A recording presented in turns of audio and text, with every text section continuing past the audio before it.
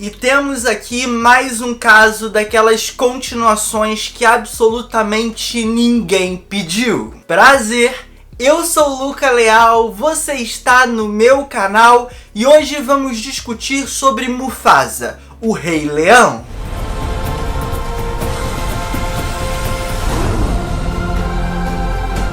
Kiara, a filha de Simba com Nala, precisa passar um tempo com Timão, Pumba e Rafiki. Eles então, para distrair a pequena leoa, começam a contar histórias do passado. Mais especificamente a história de Mufasa, o avô de Kiara e pai de Simba. Mufasa, o Rei Leão, chega aos cinemas brasileiros ainda essa semana e é um dos grandes lançamentos desse fim de ano. A Disney aposta muito forte nesse projeto. Afinal, ele continua os eventos de O Rei Leão, lançado em 2019 e que fez muito, mas muito sucesso, batendo mais de 1 bilhão nas bilheterias mundiais. No entanto, essa versão do filme, mesmo fazendo bastante sucesso com o público, foi bem questionada, em especial por adotar esse tom mais realista, onde os animais se assemelham a animais reais, mesmo que obviamente cantem, falem e tenham uma série de emoções humanas. E muitas das críticas que esse filme sofreu foram sobre a falta de expressividade dos animais, mas para além disso, uma perda da magia, do encantamento que a animação dos anos 90 carrega de forma intensa. Era um filme um tanto quanto morto, xoxo. E aqui nessa sequência, em Mufasa, a proposta, ou melhor, a promessa era mudar isso. Trazer um pouco mais de cor, trazer um pouco mais de magia e dar mais expressividade aos animais. A grande questão é que, por mais que exista de fato uma mudança, para mim ela não é suficiente. Mesmo com essa leve reformulação do design dos leões, possibilitando um pouco mais dessa expressividade nos momentos de risada, nos momentos de maior descontração, mas também nos momentos de mais emoção, ainda assim eu não consigo me conectar com eles. Tudo me parece meio frio, meio distante, e parte disso, inclusive, não se diz respeito apenas ao design, mas a todo o trabalho da fotografia.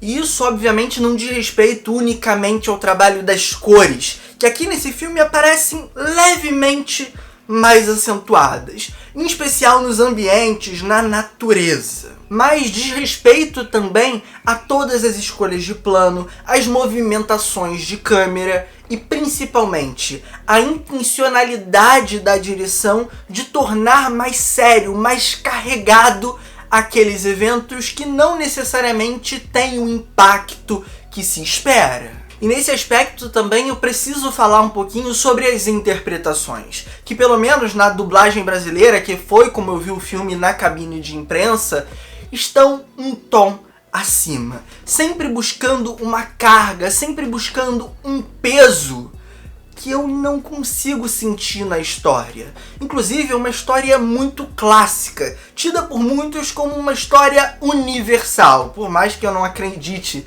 muito nisso.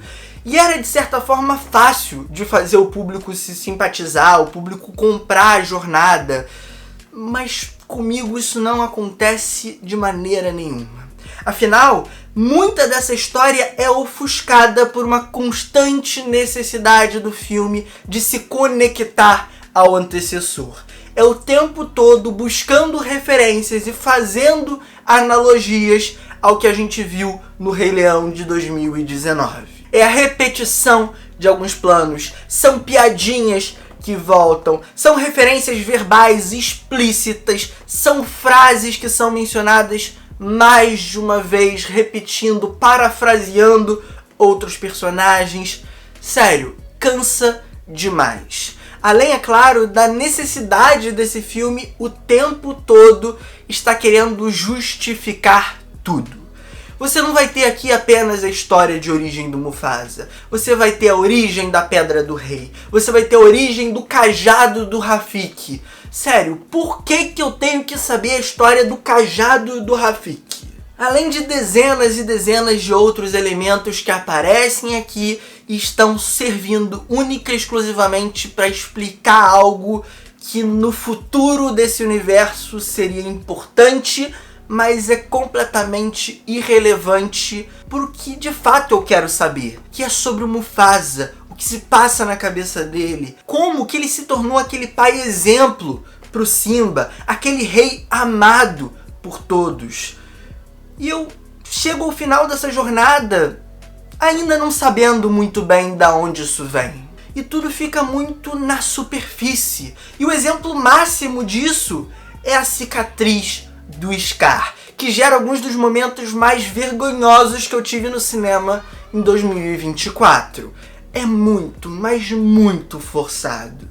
Inclusive, já que eu falei da jornada do herói do Mufasa, a jornada do vilão Scar é tenebrosa, é horrível. Você entende quais foram as motivações que o levaram a tomar as atitudes que a gente vê em O Rei Leão, mas de maneira alguma essas atitudes são guiadas por um fio condutor minimamente coerente, lógico. Muitas das suas motivações são meio que jogadas, ou às vezes nem sentido faz. Tem um momento ali do filme que ele faz uma referência ao seu pai, que eu fiquei, cara, por que ele tá fazendo essa referência? Isso em momento algum apareceu aqui no filme. Ele tá só jogando como algo a mais pra incrementar a raiva dele contra o Mufasa, mas não existe isso. Infelizmente, esses são os elementos que mais marcam nesse filme, que por sinal é completamente genérico. E é um filme dirigido pelo Barry Jenkins, ganhador do Oscar por Moonlight, que é um filmaço. Cara, aqui eu não consigo encontrar um traço de autoralidade nessa visão dele pra história, nessa direção dele. Simplesmente não existe. Tem um outro plano mais ousado, mas que ainda assim é super lugar comum. Ora, o que temos aqui? E no geral é basicamente isso. Mufasa, o Rei Leão, é mais uma sequência caça-níquel da Disney que não diz por que veio e serve para justificar alguns elementos que não precisavam de justificativa. Agora eu peço para você que está chegando aqui no canal se inscrever para não perder as próximas críticas. Claro, também deixar o like e deixar um comentário com a sua opinião. Concorda comigo? Discorda de mim? Me conta também quais as suas expectativas para o filme, caso ainda não tenha assistido. Um forte abraço, um beijo, valeu, falou e fui!